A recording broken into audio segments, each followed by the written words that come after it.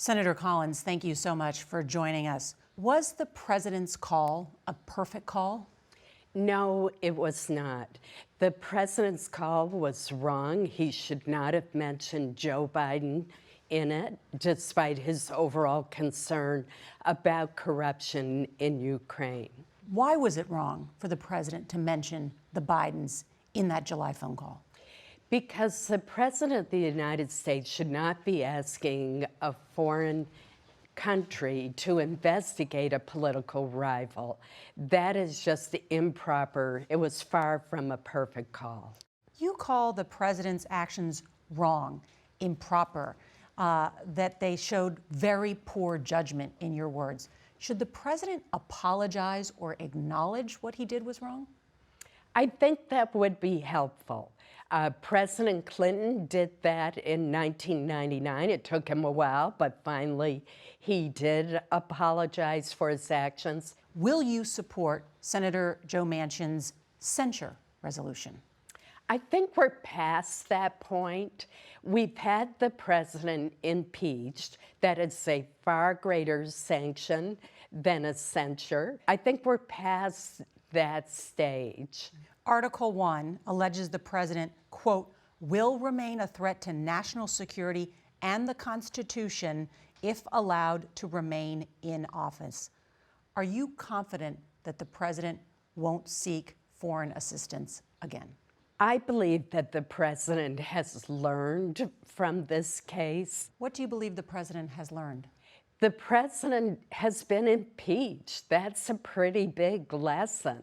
I'm voting to acquit because I do not believe that the behavior alleged reaches the high bar in the Constitution for overturning an election and removing a duly elected president. But the president says he did nothing wrong. Why do you think he learned something? He was impeached, and there has been criticism by both Republican and Democratic senators of his call. I believe that he will be much more cautious in the future. So do you believe the president's actions were criminal? I do not. In the actual articles of impeachment, there are no accusations that the president broke the law. And yet, according to U.S. law, it is unlawful to solicit help from a foreign national directly or indirectly. That's illegal. But again, the House managers did not make that case in the articles of impeachment. And I actually raised the issue with the House managers, and they failed to give me a response to that question. I suspect it's because they could not prove all of the elements of the crime. The House issued 23 subpoenas for current and former administration officials. The White House did not comply. Is that obstruction? There is nothing wrong with a party exercising their constitutional rights. The House issued those 23 initial subpoenas before the impeachment inquiry was even authorized. And then the House never even issued a subpoena to John Bolton, whom the House has repeatedly called as the key witness in this impeachment proceeding. And yet you were the one who pushed the Republican leader, Mitch McConnell, to include that provision to vote for witnesses. Do you believe the record is incomplete?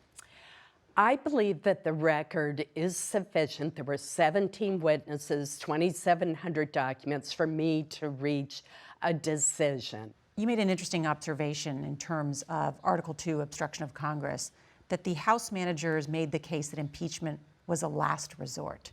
I believe they used it as a first resort, and that they sacrificed speed for finality. They never bothered to subpoena John Bolton at all, despite naming him as a key witness. Do you think that was the fatal flaw? I think it certainly was an important flaw and caused them to present a case that was weaker than it should have been. Instead, they were bound by an artificial deadline, and yet they waited 33 days to submit the articles of impeachment to the Senate.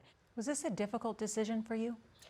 It's always difficult when you're looking at the facts of a case and you don't approve of the conduct of the individual. The framers did not intend for impeachment to be used as a political weapon or to be used frequently. It was to be rare. So when I applied the standard in the Constitution, it became evident to me that despite the president's poor judgment, he did not reach the standard for removal.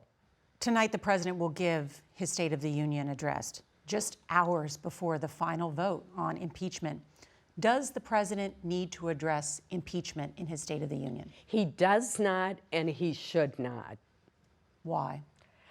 The president should focus on his vision for our country, the policies that he wants to get through in the next year. You're up for re-election this year. Do you believe you will pay a political price for this vote? I'm sure there are going to be people unhappy with me in Maine. All I can do is apply the constitutional standard, and that's my job. My job is not to weigh the political consequences, but to do impartial justice, to live up to the oath that I took. Senator Susan Collins, thank you. Thank you.